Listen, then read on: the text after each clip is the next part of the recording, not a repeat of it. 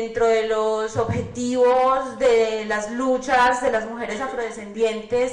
que incluye las luchas de las mujeres afrocolombianas, digamos que hay una premisa ética fundamental, y es que la lucha de las mujeres negras es la lucha del pueblo negro. Y creo que eso es el principal elemento y el principal motor también de las reivindicaciones de las mujeres afrodescendientes, y es luchar al lado del pueblo afrodescendiente por las reivindicaciones y todos los objetivos que nos hemos trazado desde el inicio de la colonización. Esto es un asunto muy importante porque en esta manera la lucha de las mujeres afrocolombianas no se deslinda de ninguna forma de la lucha del pueblo afrocolombiano. ¿Qué es lo que hay que reparar? Creo que es afortunado que ya mis compañeras han tocado muchos temas que tienen que ver con la realidad de las mujeres afrocolombianas, entre ellas, bueno, lo que conocemos como la afectación desproporcionada y las cifras que de una manera más precisa ya han mencionado las compañeras de COES y de la unidad de víctima. Como lo hemos repetido en varias ocasiones, las mujeres como mayores víctimas del conflicto concentran una intersección que tiene que ver con el tema de etnia, con el tema de clase y con el tema de género. Y en este sentido, las mujeres afrocolombianas son atacadas por el racismo, el capitalismo y el patriarcado. Digamos que es muy interesante notar cómo siempre estamos mencionando la forma en la que el enfoque de género consiste en medir las desigualdades entre los hombres y las mujeres en cualquier escenario, y cómo lograr esa igualdad de derechos entre los hombres y las mujeres, y bueno, también las diversidades. Sin embargo, es muy importante anotar cómo para las mujeres afrodescendientes es importante incluir dentro de estas desigualdades o dentro de estas diferencias las relaciones también con las mujeres blancas y con las mujeres mestizas. Y en este sentido hablamos de eso tan específico que consiste en ser mujer afrodescendiente, que es tener que, luchar frente a esa realidad que implican las relaciones con los hombres del pueblo afrodescendiente, con los demás hombres que no son afrodescendientes y con los privilegios que tienen el resto de las mujeres que no tienen pertenencia a pueblos étnicos. No quisiera dejar de mencionar para el caso colombiano la importancia que tiene, digamos, nuestra realidad normativa, que como es de conocimiento público, Colombia se caracteriza por ser un país de leyes y es reconocido a nivel internacional porque en materia de derechos humanos, digamos que tiene un gran abanico de posibilidades, y que si nos fuéramos a medir solamente por lo que la legislación colombiana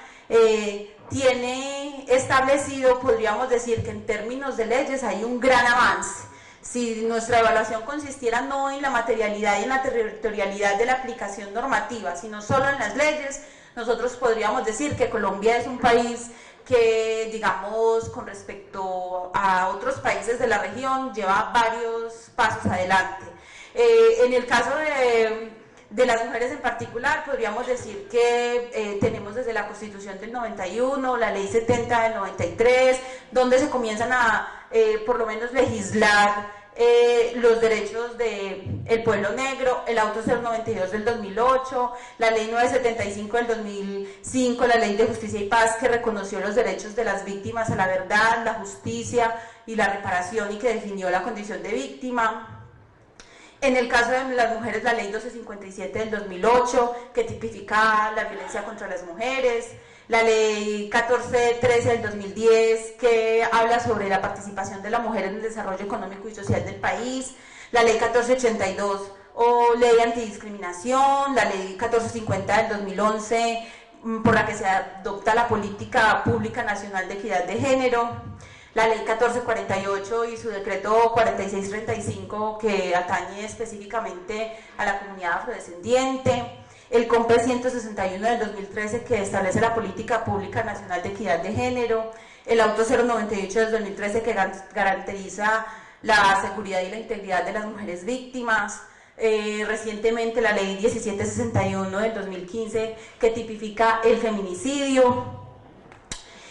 Digamos que podríamos mencionar que tenemos todo un acervo normativo que respalda la reivindicación de las mujeres en Colombia, y que en algunos de sus apartes también respalda la lucha de las mujeres afrocolombianas. En el marco del actual proceso de paz,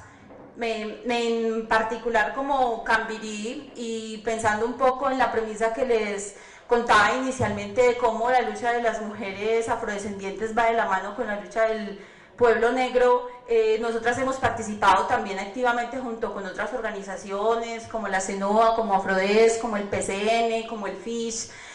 como el CLAF, del Consejo Nacional de Paz Afrocolombiano, en el que tratamos de participar activamente y de presionar al gobierno para que los grupos étnicos fueran escuchados en la mesa de diálogos de La Habana. Como ya lo han mencionado otros compañeros, esto fue una cosa que se logró, aunque hay,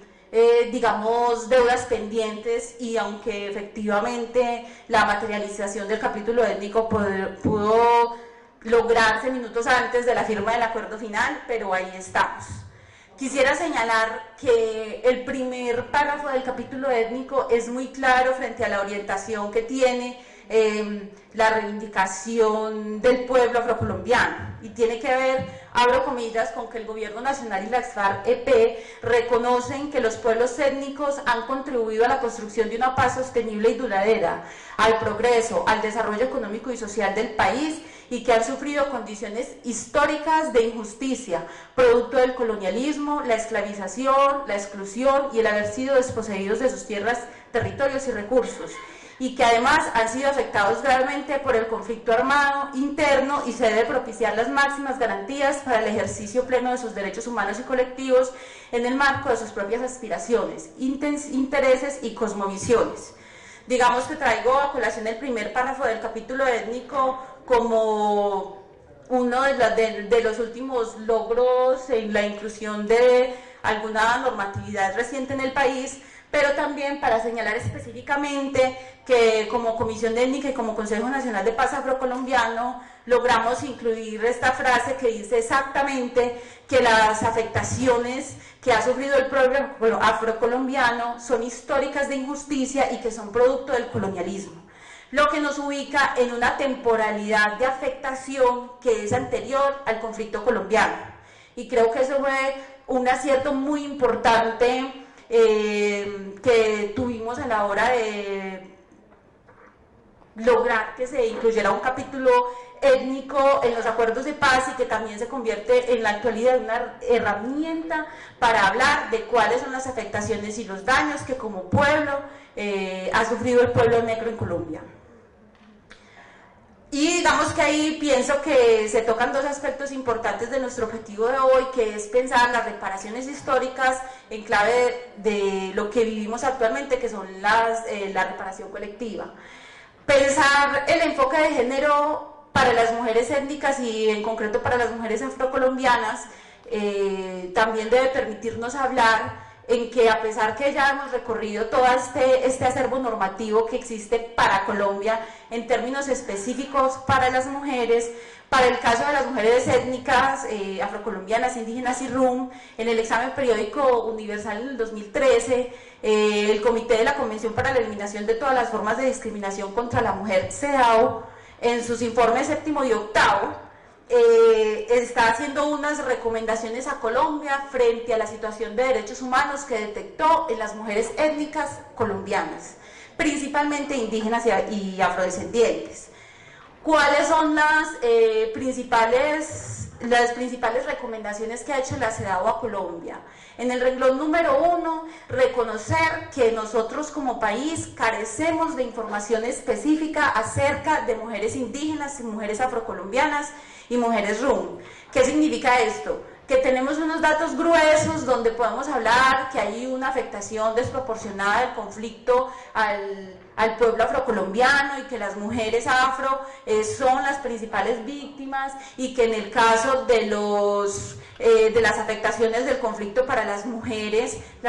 afrocolombianas representan un gran número en términos, por ejemplo, de desplazamiento y de violencia sexual. Después de eso no podemos decir nada más como país. no sabemos cómo viven las mujeres afrocolombianas, cuáles son las condiciones en los territorios, qué es lo que está pasando, por qué en unos territorios en más que otros se ha dado la violencia sexual, y ahí pues, tenemos que establecer un hilo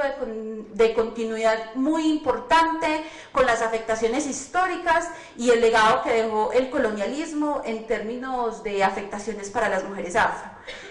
Una de las cosas que discutíamos en el marco de la participación en la Mesa de La Habana es cómo aquellos territorios donde el Estado no llegó, la guerra sí llegó. Y ahora estamos embarcados en el proceso de lograr reparaciones colectivas en el marco del conflicto armado, cuando no logramos tener reparaciones históricas sobre sucesos que son anteriores al conflicto armado y que, como lo hemos plasmado en el capítulo étnico, son afectaciones que se viven desde el colonialismo y desde la trata transatlántica de personas. En este sentido, nuestra propuesta también tiene que ver con el hecho de que una reparación colectiva comienza por conocernos,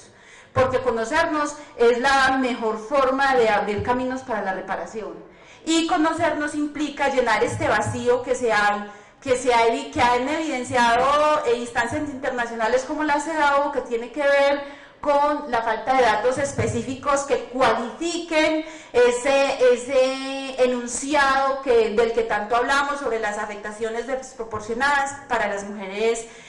afrodescendientes.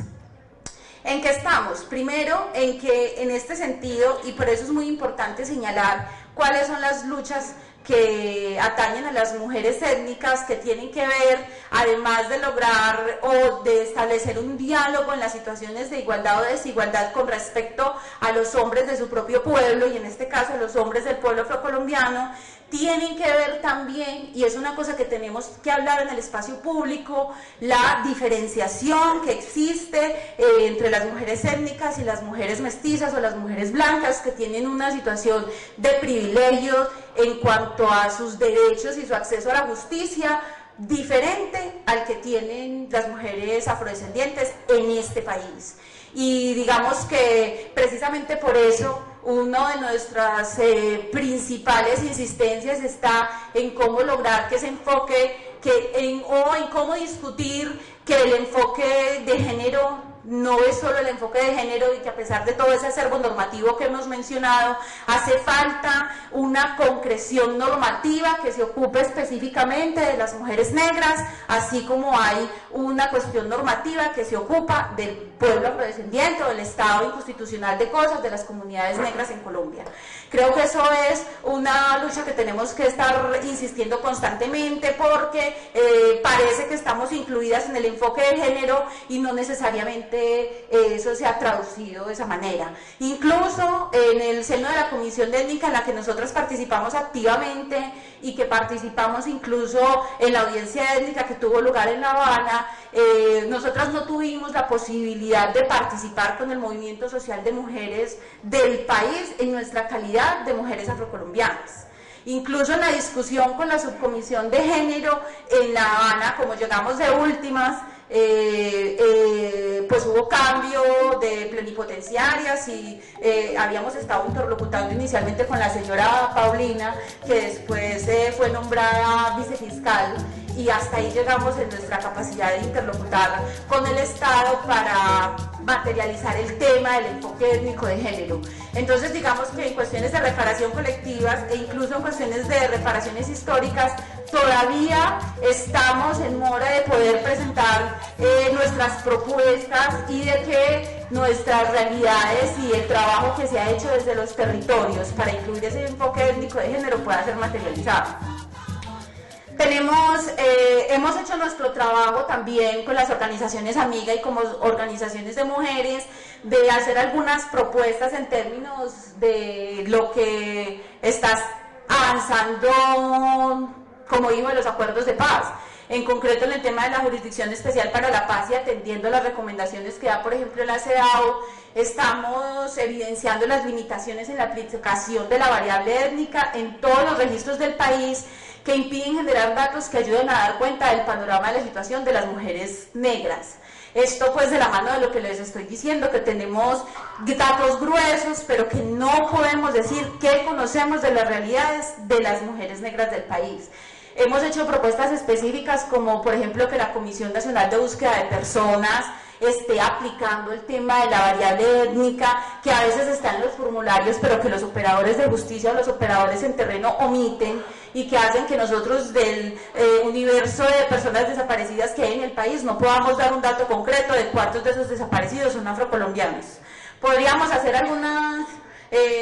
artilugios que nos entrenan a quienes nos interesan el tema de la demografía, pero creo que hay que hacer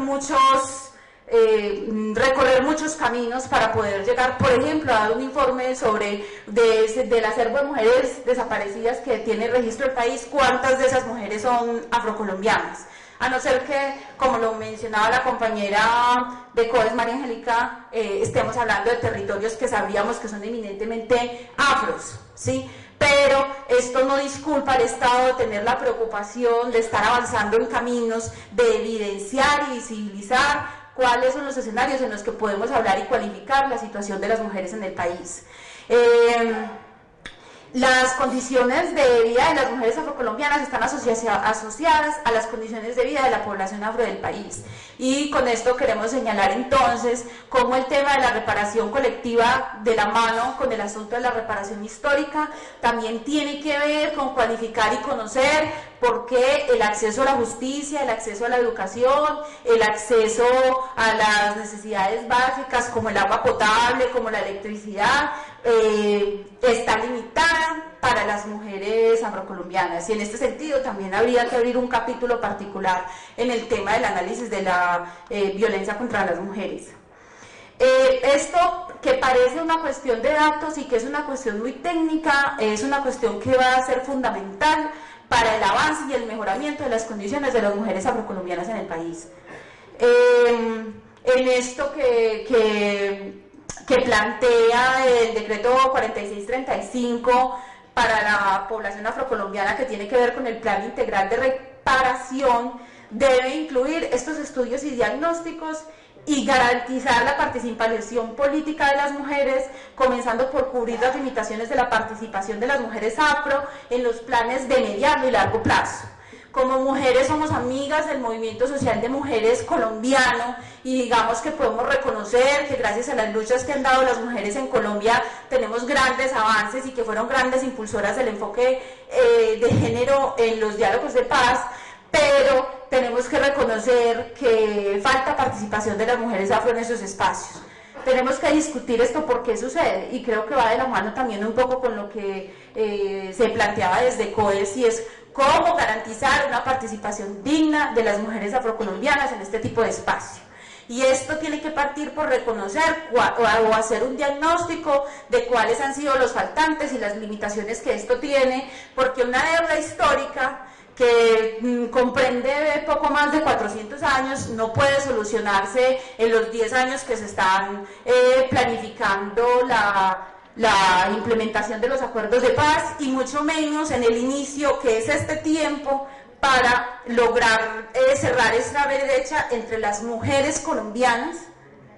haciendo la distinción entre las mujeres étnicas y las mujeres que son mestizas o mujeres blancas. ¿Cómo vamos a solucionar ese problema para garantizar que las mujeres afrocolombianas podamos participar de manera digna en esos espacios? Y que pueda haber una comunicación entre el territorio y el centro del país a partir de lo que sí saben y sí conocen las mujeres que viven en los territorios y en las comunidades negras, y lo que pueden aportar también el resto de las mujeres del país. Creo que hay un reto muy importante, y si nosotros fuéramos a ser muy concretas en este sentido, es necesario que el Estado planifique, no en procesos de 6 meses, ni en procesos de 6 meses, ni de 2, ni en proyectos cortos, sino que se asuma la responsabilidad histórica de generar procesos de mediano y de largo plazo que logren cerrar las brechas entre las mujeres étnicas y las demás mujeres del país, que puedan garantizar la participación efectiva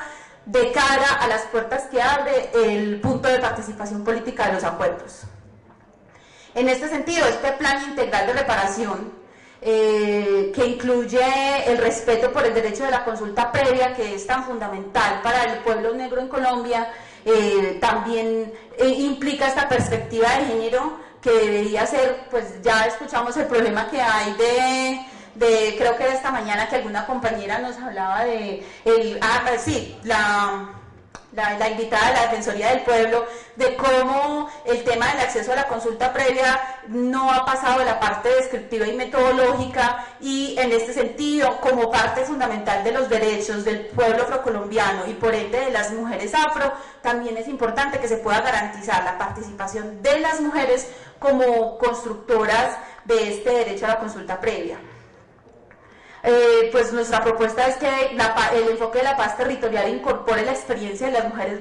negras a lo largo y ancho del país en cuanto a procesos de resistencia, resiliencia y construcción de paz, que no es otra cosa que lo que mencioné antes de comenzar a conocer, más allá de estos datos gruesos, qué era lo que pasaba en todos esos territorios de los que nos hablaron esta mañana y toda esa cultura que había antes del conflicto, pero que también nos habla de unas realidades que vinieron después de la colonización. Establecer e incluir el tema del diálogo de saberes. Como les decía, hay que cerrar las brechas de formación y capacitación de las mujeres en los territorios, pero también reconociendo lo que las mujeres en los territorios, cuando el Estado le dio la espalda o no quiso llegar hasta los territorios de las comunidades negras, las comunidades